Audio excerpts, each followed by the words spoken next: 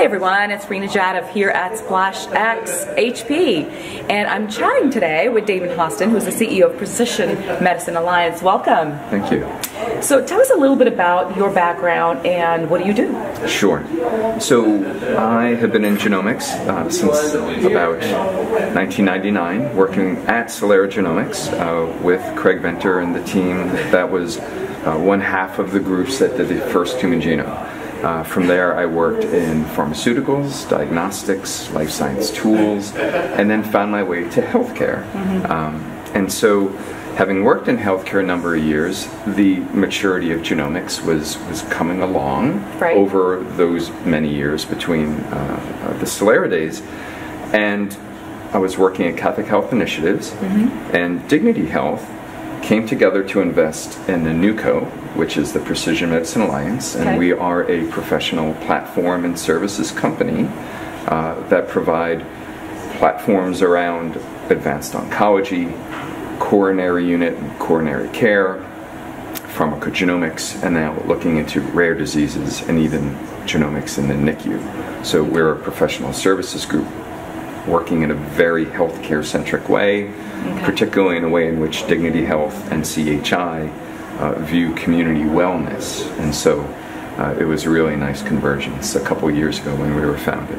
And an exciting opportunity. You've got a huge footprint. Share with our listeners what that footprint is. Sure. So Dignity and CHI together cover around 26 states and around 150 hospitals.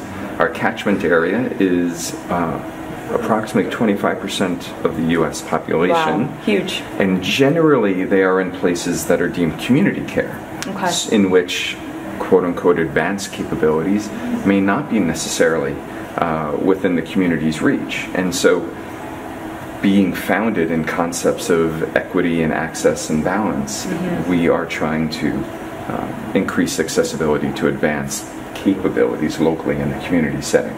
Okay. How old is the company?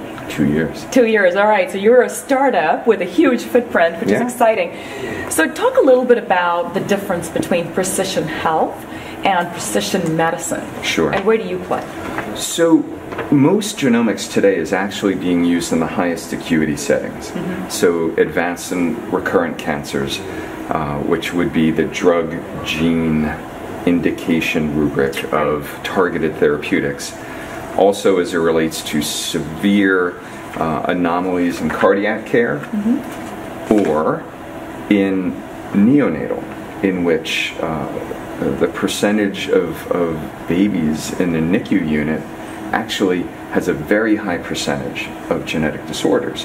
So these are hyperacute as it relates to care.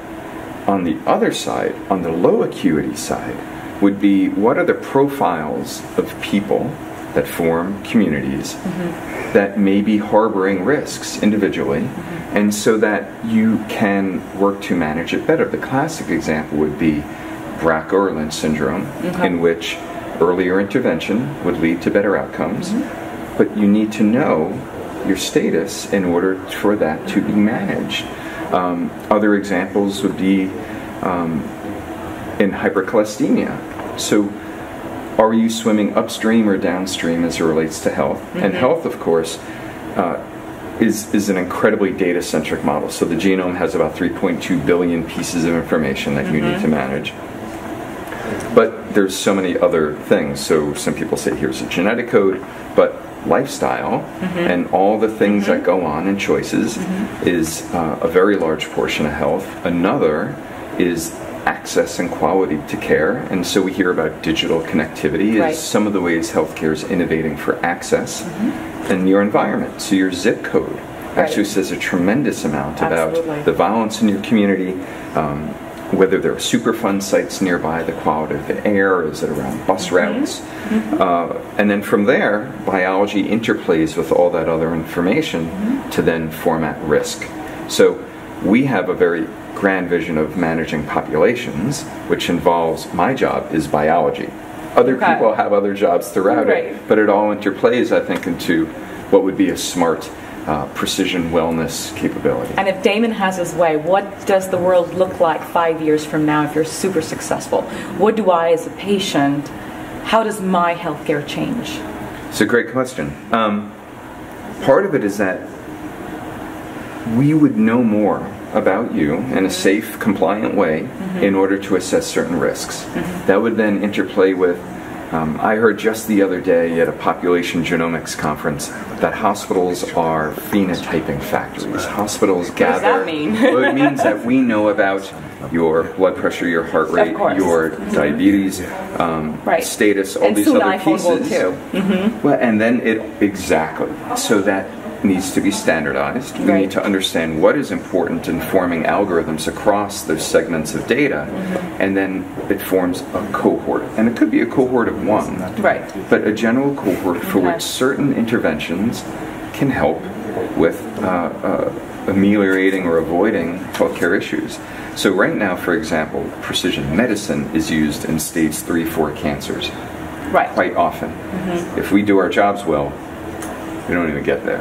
It's dealt with far before that. So we're hoping for almost a stage shift of acuity in our communities. And I think that's what, coming from a hospital system standpoint, that's what we would want to see. Which should hopefully decrease the cost of burden. That's right, overall. So, prevention as opposed to treatment. Well, and very expensive treatment. That's right. So management of lives is the trade-off for hyperacuity in a very difficult situation.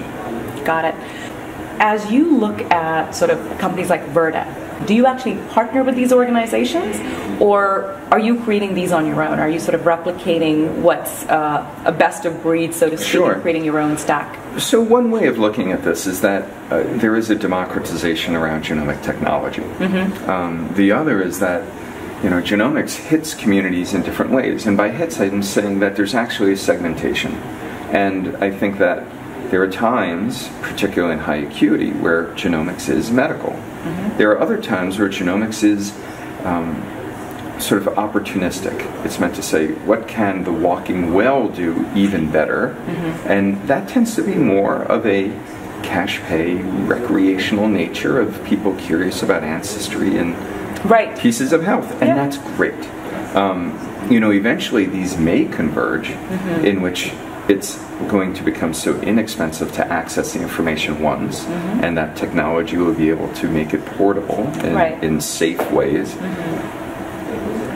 So what we're seeing today is investment in different segments, be it consumer wellness or in molecular diagnostics for advanced cancer or other exome scans and the NICU or genome scans and undiagnosed. So again, we are seeing different business models being created using similar technologies focused at different population segments, and in fact even supported in different ways. Many of the diagnostic companies in oncology are backed by pharmaceutical development, and that is great. That's fine. If I was in those companies, I'd do exactly the same thing, because to understand, for example, what is the frequency of this mutation in this tumor, that helps with portfolio management, and no one benefits from waste in the system. So bringing the data together works very powerfully. It just so happens that because generally insurers are still waiting for the evidence to give greater access to coverage, so that it's just a matter of the course of care to get these advanced diagnostics, that all these other business models are coming about. So there will be a convergence in the future. It's amazing how fast things have gone from having one genome on this earth to now we're nearing 1 million, if not more. And then it may become as routine as the heel prick when someone's born. But the thought experiment is, if the information was free, could you do good with it? And so that forces the issue on the healthcare side. And almost the public health side. Could you do it? And that turns into a and what could you do? Right, exactly. And what could you do? And we're still learning. Right. What is the most exciting service you've launched recently? So we partner with a company called SciAps, and they have been able to take the genetic sequence of advanced tumors and EMR data and harmonize the data sets so that multiple organizations throughout the country can bring their data together, and you can start to look at outcomes and impact.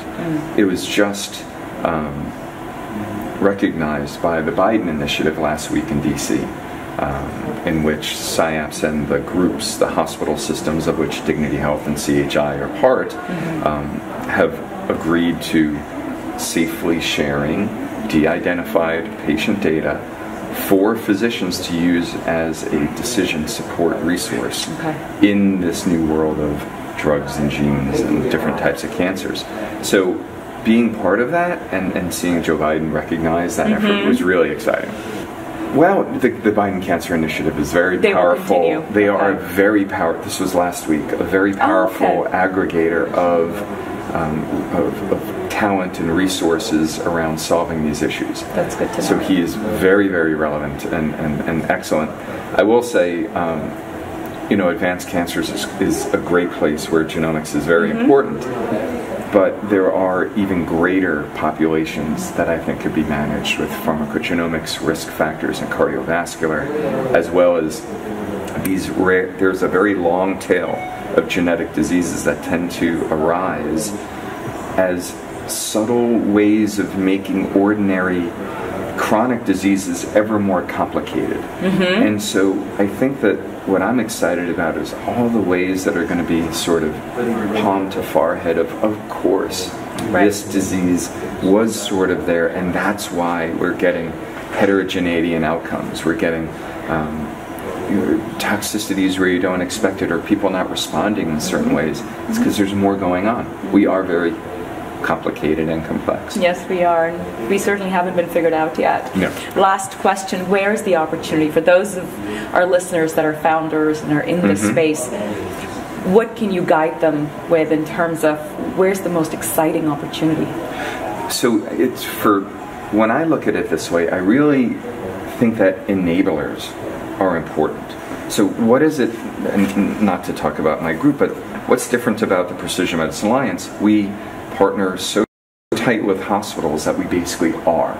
So what is the capability we have that others don't? We are caregivers in hospitals.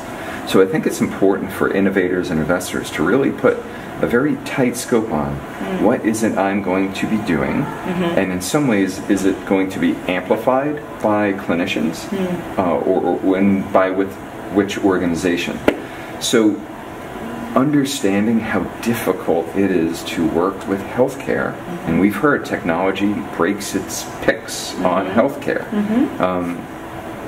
but to understand that long game of really partnering with data teams, the clinical teams, the nature of the clinicians, changing behavior in healthcare, it's very important.